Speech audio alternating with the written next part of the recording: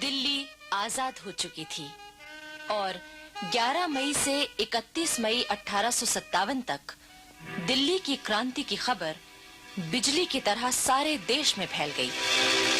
पर दूसरे शहरों के क्रांतिकारी नेता ये निश्चय नहीं कर पाए कि वो अपने यहाँ तुरंत क्रांति शुरू कर दें या 31 मई तक इंतजार करें। फिर भी ये लपटें तो क्रांति की लपटें थीं, बगावत की लपटें फैली तो फैलती चली गईं। बुलंदशहर छावनी में 9 नंबर पलटन के सिपाहियों ने एक क्रांति के प्रचारक को पकड़ लिया। इस प्रचारक को पलटन के मुख्यालय अलीगढ़ लाया गया। अंग्रेज अफसरों ने उसे फांसी की सजा दी। 20 मई 1857 शाम का समय था।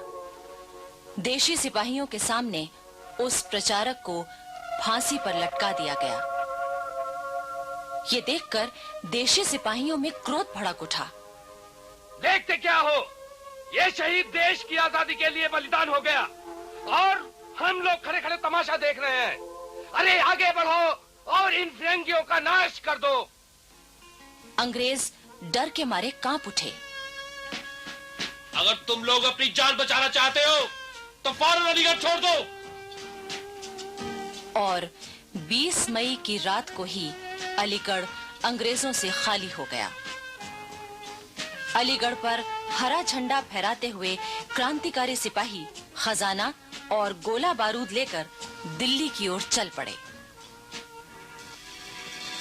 फिर क्रांति की लपटें मैनपुरी होती हुई इटावा पहुंची। इटावा के कलेक्टर ह्यूम ने पुलिस और जनता के प्रतिनिधियों से मदद मांगी कि क्रांतिकारियों को दबाया जाए, पर उसे कोई जवाब नहीं मिला। अंत में इटावा में मौजूद अंग्रेज सिपाहियों ने क्रांतिकारियों को दबाने की कोशिश की और लड़ाई छिड़ गई। अंग्रेज सिपाहियों के साथ मजिस्ट्रेट मिस्टर डेनियल भी मारे गए। बचे हुए अंग्रेज किसी तरह जान बचाकर भागे। मिस्टर ह्यूम तो महिलाओं के वेश में भागे।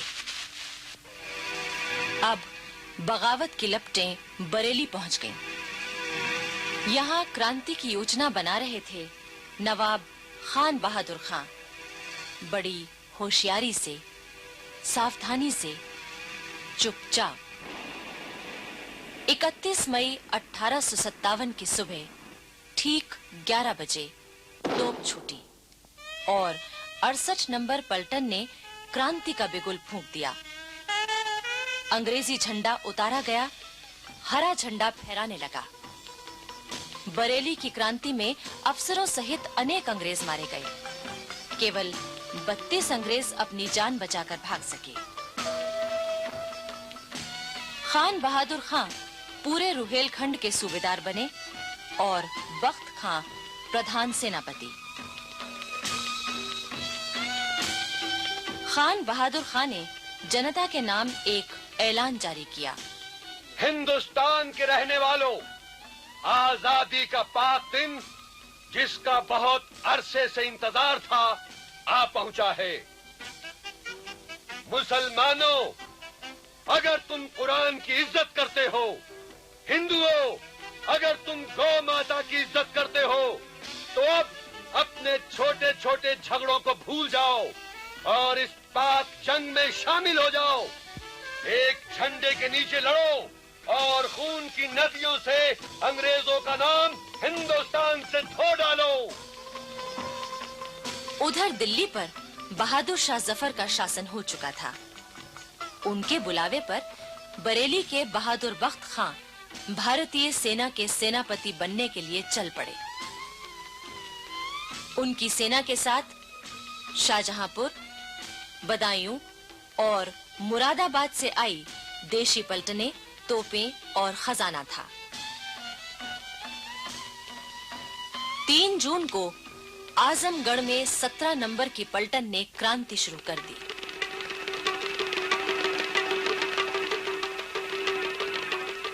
लेकिन उन्होंने अंग्रेजों को मारा नहीं, बल्कि उनके वहां से चले जाने का बंदोबस्त करके इमारतों, खजानों और गोला बारूद पर कब्जा कर लिया। 4 जून 1857 को ये चिंगारी बनारस पहुंची।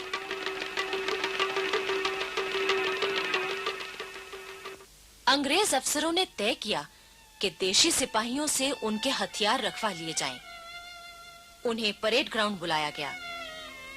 अंग्रेज अफसरों ने जैसे ही देशी सिपाहियों को हथियार रखने का आदेश दिया कि इन सिपाहियों ने अंग्रेजों पर हमला बोल दिया।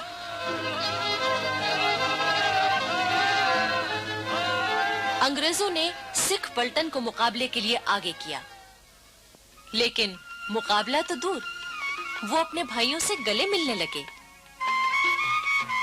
जब मुकाबला ही नहीं तो लड़ाई कैसी? अंग्रेजों को शांतिपूर्वक बनारस से जाने दिया गया। इलाहाबाद तो पास ही था, ये लपटें वहां भी पहुंच गईं।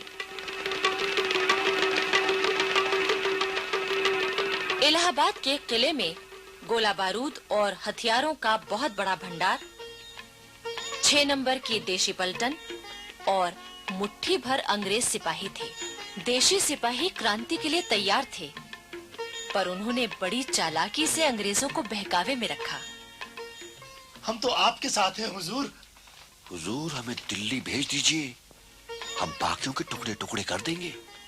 6 जून 1857 की सुबह एक बार फिर अंग्रेज अपनी तसल्ली के लिए देशी सिपाहियों से मिले। भरोसा कीजिए हुजूर। भरोसा तो कीजिए आप। भरोसा तो कीजिए ना हुजूर हम पर आप। उन्होंने बड़े स्नेह से अंग्रेजों को गले लगाया। उसी रात जब अंग्रेज खाना खा रहे थे कि अचानक बिगुल की आवाज गूंज उठी। अंग्रेज घबरा उठे। इस वक्त ये बिगुल की आवाज कैसी? बैरकों से सिपाही अपने हथियार लेकर निकल पड़े। चारों ओर भगदड़ मच गई। इलाहाबाद में क्रांति शुरू हो चुकी थी। बहुत से अंग्रेज मारे गए, उनके बंगले जल गए। 7 जून 1857 इलाहाबाद कोतवाली पर हरा झंडा फहराने लगा। शहर में हरे झंडे का जुलूस देखने लायक था। जनता में इतना उत्साह आ गया कि छोटे-छोटे बच्चे भी हरे झंडे का जुलूस निकालने लगे। क्रांतिकारियों ने कैदियों को जेल से मुक्त कर दिया। सरकारी खजाने पर भी उनका अधिकार हो गया। रेल और तार व्यवस्था ठप पड़ गई। रेलवे स्टेशन पर क्रांतिकारियों का पहरा था। इलाहाबाद के स्वाधीन होते ही आसपास के गांवों में भी हरा झंडा फहरा उठा। अंग्रेजों के बनाए जमींदार हटा दिए गए और उनकी जगह पुराने खानदानी जमींदार फिर आ गए। अंग्रेज इतिहासकार मानते हैं कि उस समय इलाहाबाद में कोई भी ऐसा न था जो उनके खिलाफ न हो गया हो। बच्चे बच्चे में क्रांति की भावना जाग चुकी थी। लेकिन इलाहाबाद किले पर अभी तक क्रांतिकारियों का कब्जा न हो सका था, क्योंकि वहां मौजूद कुछ भारतीय सिपाही अंग्रेजों की मदद कर रहे थे।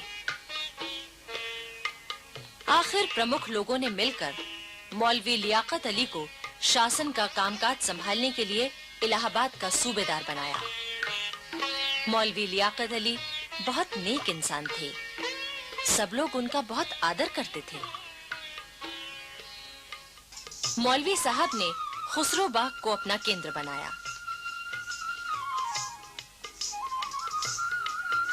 वो दिल्ली के सम्राट बहादुर शाह जफर को वहां के हालात की खबर भेजते रहे और इलाहाबाद के किले में मौजूद देशी सिपाहियों को क्रांति में शामिल होने के लिए पैगाम भेजते रहे। लेकिन इन सिपाहियों ने अंग्रेजों का ही साथ दिया। इस तरह इलाहाबाद के किले को छोड़कर सब जगह क्रांतिकारियों का अधिकार हो चुका था।